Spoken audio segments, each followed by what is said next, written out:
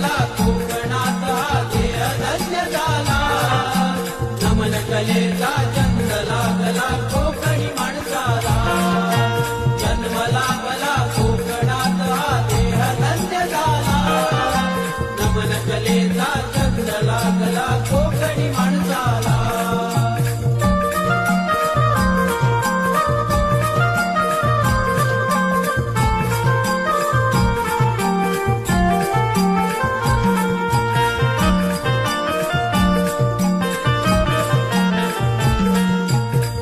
कलाकार भाग्याचा जन्म मिळाला.